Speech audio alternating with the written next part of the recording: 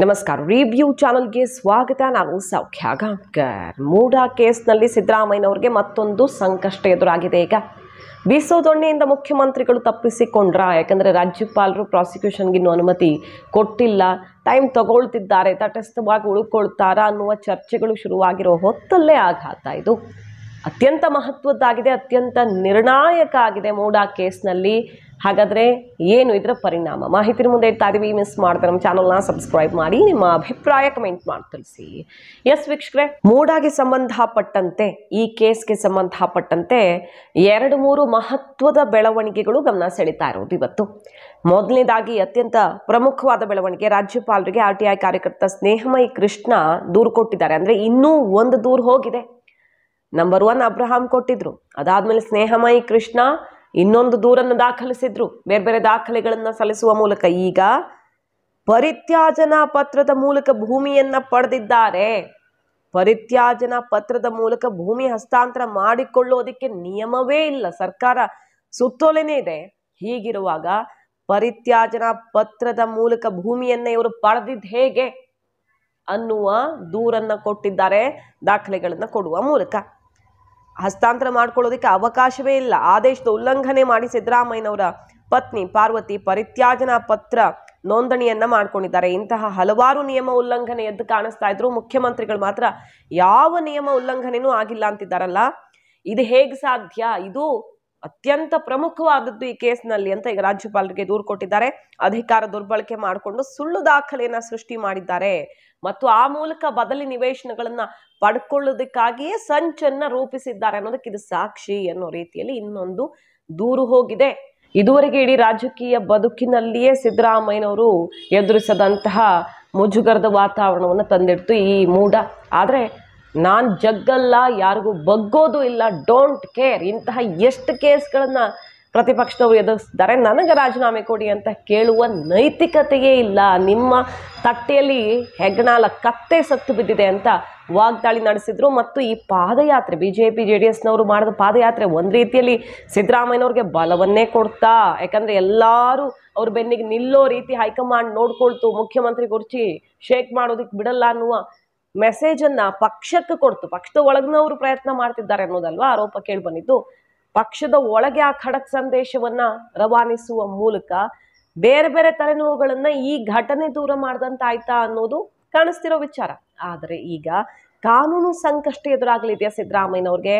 ಮತ್ತೊಂದು ಮಹತ್ವದ ಬೆಳವಣಿಗೆ ಆಗಿದೆ. ಅದೇನಪ್ಪಾ ಅಂತ ಕೇಳಿದ್ರೆ, ಕೋರ್ಟ್ ಮೊರೆ ಹೋಗಿದ್ದಾರೆ TJ ಅಬ್ರಹಾಂ ಅವರು. ಈಗಾಗಲೇ ರಾಜ್ಯಪಾಲರ ಪ್ರಾಸಿಕ್ಯೂಷನ್ ಅನುಮತಿ ಕೇಳಿದ್ದಾರೆ, ಇನ್ನೂ ನಿರ್ಧಾರವನ್ನು ತಗೊಂಡಿಲ್ಲ. ನಿರಂತರ ಕಾನೂನು ತಜ್ಞರ ಸಲಹೆಯನ್ನು ಪಡ್ಕೊಂಡಿದ್ದಾರೆ ರಾಜ್ಯಪಾಲರು. ಆದರೆ ಈಗ ಕಾಂಗ್ರೆಸ್ನವ್ರು ಹೇಳ್ತಿರೋದೇನು, ಕೈಗೊಂಬೆಯಾಗಿ ಕುಣಿತಿದ್ದಾರೆ. ಯಾಕಂದ್ರೆ ಕುಮಾರಸ್ವಾಮಿ ಅವ್ರ ವಿರುದ್ಧ 10 ತಿಂಗಳಿಂದ ಪೆಂಡಿಂಗ್ ಇದೆ ಅನುಮತಿ ಕೇಳಿದ್ದು. ಅವತ್ತು ನಿರಾಣಿ, ಜೊಲ್ಲೆ ಇವ್ರ ವಿರುದ್ಧ ಎಲ್ಲ ಬಂದಿದೆ ದೂರು. ಆದರೆ ಇದು ಯಾವುದನ್ನೂ ಟಚ್ ಮಾಡದೆ ಮೂಲೆಗಿಟ್ಟಿರುವಂಥ ರಾಜ್ಯಪಾಲರು ಈಗ ಮೊನ್ನೆ ಬಂದಿರೋ ದೂರನ್ನು ತಡ ಮಾಡದೆ, ದೂರು ಕೊಟ್ಟ ದಿನವೇ ನೋಟಿಸ್ ಕೊಡೋ ತನಕ ಮಾಡ್ತಾರೆ. ಅಂದರೆ ಇದು ದ್ವೇಷ ರಾಜಕಾರಣ ಅಲ್ಲದೆ ಮತ್ತೇನು ಅಂತೆಲ್ಲ ವಾಗ್ದಾಳಿ ನಡೆಸ್ತಿರೋದ್ರಿಂದ ರಾಷ್ಟ್ರ ಮಟ್ಟದಲ್ಲಿ ಇದು ಜಟಾಪಟಿ ಕಾರಣ ಆಗಬಹುದು ಪ್ರಾಸಿಕ್ಯೂಷನ್ ಕೊಟ್ಟರೆ ಅಂತ ತಟಸ್ಥ ಧೋರಣೆಯನ್ನು ತಾಳಿದ್ರ ರಾಜ್ಯಪಾಲರು ಅಂತ ಅನಿಸ್ತಾ ಇದೆ ಅಲ್ವಾ. ಬಟ್ ಅವರಿನ್ನೂ ತೀರ್ಮಾನ ತಗೊಂಡಿಲ್ಲ. ಪಾದಯಾತ್ರೆ ಮುಗಿಲಿ ಅಂತ ಕಾಯ್ತಿದ್ದಾರೆ ರಾಜ್ಯಪಾಲರು ಅಂತ ಹೇಳಲಾಗ್ತಿತ್ತು. ಯಾಕಂದ್ರೆ ಅವರ ಒತ್ತಡಕ್ಕೆ ಮಣಿದ್ರು ಅಂತ ಹೆಸರು ಬರಬಾರ್ದಲ್ಲ ನಾಳೆ. ಹಾಗೆ ಕೇಂದ್ರದಲ್ಲಿ ಬಜೆಟ್ ಅಧಿವೇಶನ ಮುಕ್ತಾಯ ಆಗ್ತಿದೆ.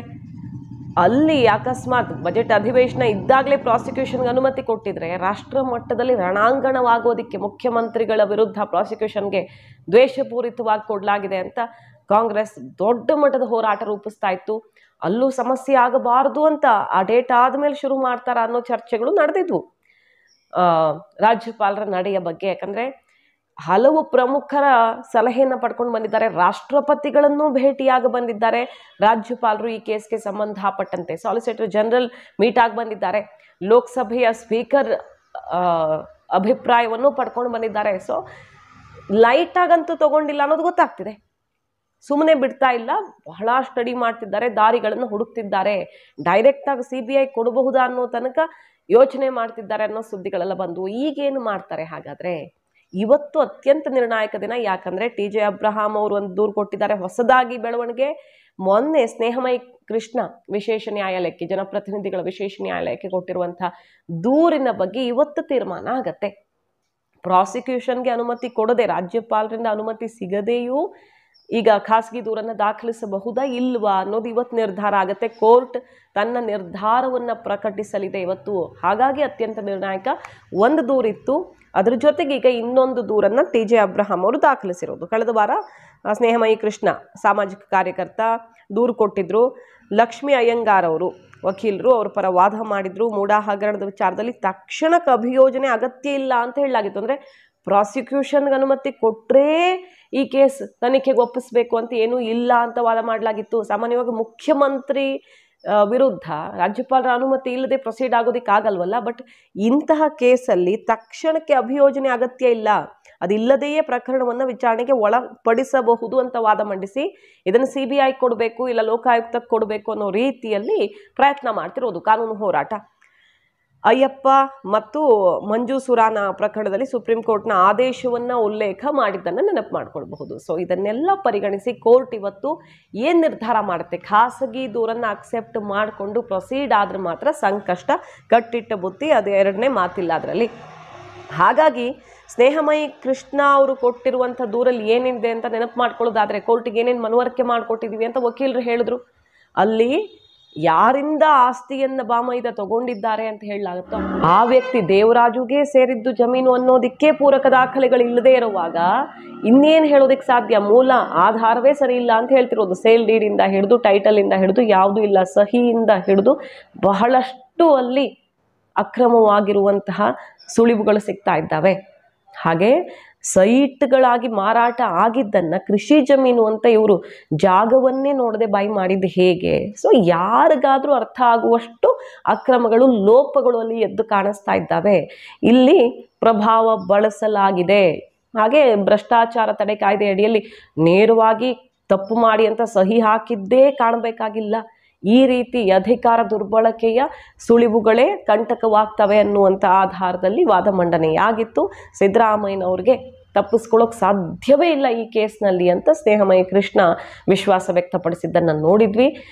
ಹಾಗೆ TJ ಅಬ್ರಹಾಂ ಅವರು ಕೂಡ ಮುಂದುವರೆದು ಈಗ ರಾಜ್ಯಪಾಲರಿಗೆ ದೂರು ಕೊಟ್ಟು ಬೆನ್ನಲ್ಲೇ ಸೋಮವಾರ ಖಾಸಗಿ ದೂರನ್ನು ಕೋರ್ಟಲ್ಲೂ ದಾಖಲಿಸಿದ್ದಾರೆ. ಹಾಗಾಗಿ ಅತ್ಯಂತ ಮಹತ್ವದ್ದಾಗ್ತಾ ಇದೆ. ಈಗ ಕೋರ್ಟ್ ವಿಚಾರಣೆ ಅಂಗೀಕರಿಸಿದ್ರೆ ಕಾನೂನು ಸಂಕಷ್ಟ ಎದುರಾಗುತ್ತೆ ಸಿದ್ದರಾಮಯ್ಯನವ್ರಿಗೆ. ಮತ್ತು ಕೋರ್ಟು ಈ ವಿಚಾರಣೆ ಅಂಗೀಕರಿಸಿದ್ರೆ ಅದನ್ನು ನೋಡಿಕೊಂಡು, ಕೋರ್ಟ್ ನಿರ್ಧಾರ ನೋಡಿಕೊಂಡು ರಾಜ್ಯಪಾಲರು ಪ್ರಾಸಿಕ್ಯೂಷನ್ಗೆ ಅನುಮತಿ ಕೊಡೋದಕ್ಕೆ ದಾರಿ ಸೃಷ್ಟಿಯಾಗತ್ತೆ.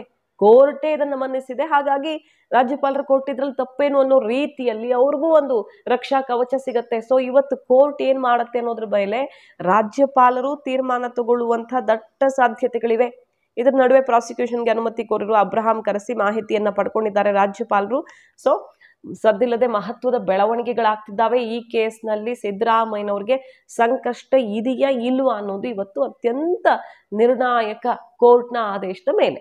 ಇನ್ನೂ ಒಂದು ಪ್ರಮುಖ ವಿಚಾರ ಅಂದರೆ, ಇಲ್ಲಿ ಕಾನೂನು ಹೋರಾಟ ಮಾಡೋದಕ್ಕೆ ಮುಂದಾಗಿರೋದು ಬರೀ 14 ಸೈಟ್ಗಳದ್ದು ಮಾತ್ರ ಅಲ್ಲ, ಎಷ್ಟೋ ಭೂಮಿ ಇದೇ ರೀತಿಯಲ್ಲಿ ಡಿನೋಟಿಫೈ ಆಗಿದೆ. ತಮ್ಮ ಆಪ್ತರಿಗೆ, ತಮಗೆ ಬೇಕಾದವ್ರಿಗೆ ಮಾಡಿಕೊಟ್ಟಿದ್ದಾರೆ ಸಿದ್ದರಾಮಯ್ಯನವರು.